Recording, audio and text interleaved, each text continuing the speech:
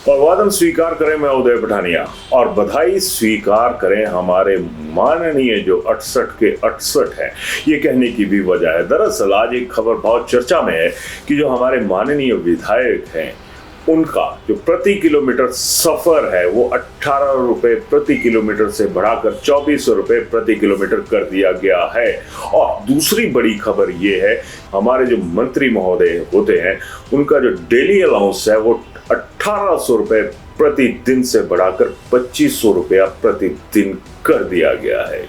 और ऐसे में आम आदमी हमेशा की तरह अभिवादन ही स्वीकार करे और जो हमारे खास लोग होते हैं वो बधाई स्वीकार करें, क्योंकि असल बधाई के हकदार होना वह भी उस दौर में जब आर्थिक हालात प्रदेश के बदतर से बदतर हो चुके हैं।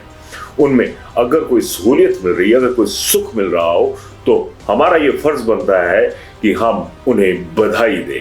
खैर, बात कर रहा था मैं 18 रुपए प्रति किलोमीटर से बढ़ाकर 2400 रुपए प्रति किलोमीटर करने की। तो आज प्रदेश में टैक्सी उद्योग की चीखें निकली हुई हैं और इनके लिए 27 नवंबर 2018 में प्रति किलोमीटर की दर से जो कीमतें थी वो तय की गई थी और इसमें 8 रुपए 74 पैसे प्रति किलोमीटर जो था वो तय किया गया था।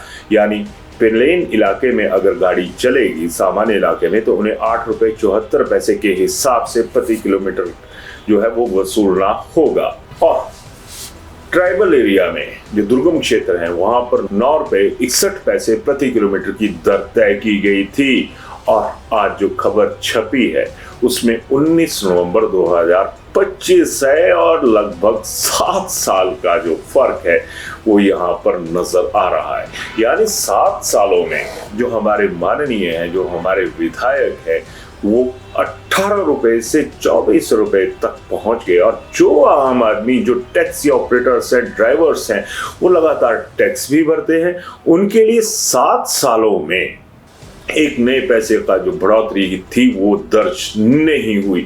फिर अब वही बात आ गई कि यहाँ पर ब्ला ब्ला नाम की जो बलाएं हैं वो इस उद्योग की, अगर ये कहें कि कमर तोड़ तो नहीं रही है, कमर को मरिया मेट करके रख दे रही है, वहां पर कोई सिस्टम नजर नहीं आ रहा।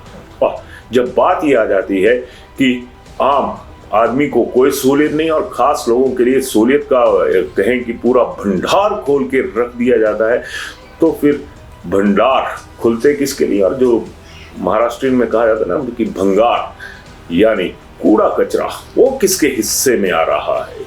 और जब ऐसी चीजें होंगी तो फिर क्या होगा?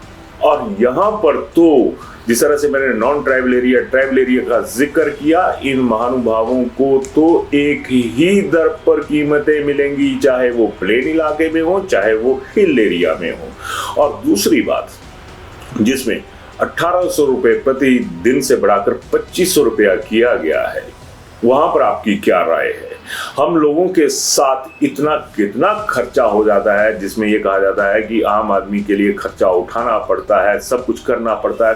फिर उस समाज की हिस्सेदारी कहां पे है जिस समाज के नाम पर समाज सेवी का ठप्पा लगाकर हमारे जो पॉलिटिशियंस हैं वो फील्ड में उतरते हैं।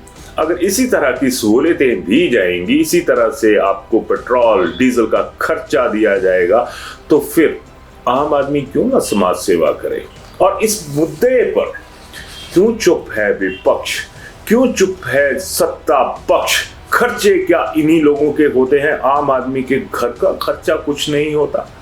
अगर एक आम आदमी की बात करूं तो 1 लीटर पेट्रोल यानी 100 रुपए का पेट्रोल डलवाने में भी वो 100 बार सोचता है कि मैं क्या करूं। या फिर वो उतराई का रास्ता ढूंढता है कि एक तरफ को चढ़ाई चढ़ गए, दूसरी तरफ को उतराई, आगे न्यूट्रल मार लिया गाड़ी को और नीचे तक आ गए अपनी मंजिल तक। यहाँ पर तो एक ही तरह का है। फिर ये पैरामीटर्स अलग अलग क्यों? सरकारी नोटिफिकेशन में ये दर्ज है कि ये 2018 में रेट बढ़े थे और 2018 से लेकर 2025 तक 2 सरकारें बदल गई।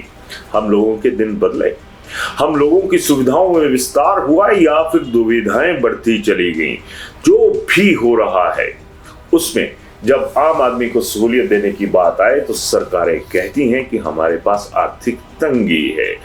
दूसरी तरफ केंद्र सरकार 1500 करोड़ रुपया बोल के गई थी। ये तो चलो सड़क की बात है, इसको सड़क पे ही रहने दीजिए। आज तक उस 1500 करोड़ रुपए का कोई अता पता नहीं है और लगातार ये कहा जा रहा है कि 1500 करोड़ रुपया कौन सी कह रही कि आ नहीं रहा है। बीजेपी वाले इस मुद्दे पर चुप बैठे हुए हैं। जो घरों में बैठे हुए लोग हैं जिन्हें इस मदद की दरकार है, वो किस सरकार की तरफ देखे? हिमाचल सरकार की तरफ या केंद्र में बैठी मोदी सरकार की तरफ? बिहार में सत्ता का जश्न मनाया जा रहा है। यहाँ पर बरसात की वजह से जो मातम पसरा हुआ है उसका कोई थाल लेने वाला नजर नहीं आता। फिर हम इन लोगों की बयानबाजी सुने, बीजेपी की बयानबाजी सुने, कांग्रेस की बयानबाजी सुने, अपना दुख किसको सुनाए? ये बहुत बड़ा सवाल है और जनता के भीतर इन सवालों के जुड़े हुए जो बवाल हैं वो भी खड़े हो रहे हैं। अब इंतजार रहेगा उस माननीय का, उन माननीयों का जो ये कहेंगे कि हमारे लिए 18 रुपए किलोमीटर ही बहुत है, हमें 24 रुपए किलोमीटर नहीं चाहिए। इंतजार रहेगा उन तमाम मंत्री महोदयों का जो ये कहेंगे कि हमें 1800 रुपए में ही हम अपना काम चला लेंगे, 2500 रुपए की कोई जरूरत नहीं है। लेकिन हमारे जो हुक्मरान हैं उन्हें हमारी जरूरत है सिर्फ 5 साल के बाद। 5 साल के अंदर हम लोग मर मिट जाते हैं। हम लोगों के सवाल जो है वो दबे रह जाते हैं, आसमान को छूती हैं। तो इन लोगों की हसरतें, इन लोगों के सपने, अपने सपनों पर, अपनों के सपनों पर राय जरूर दीजिएगा और ये भी राय बनाइएगा कि आपका क्या बनेगा। धन्यवाद। शिमला होटल, घर के बाहर घर जैसा अपनापन। अपने वेकेशंस को सुनहरी यादों में पिरोएं शिमला होटल के साथ। राजसी वैभव और राजस्थानी आव भगत जो देगी आपको एक रॉयल फील। हिमाचल वासियों के लिए जयपुर में ठहरने का अपना hotel Shimla hotel. Heritage above 1, हवा महल रोड, चांदी की टकसाल, जयपुर।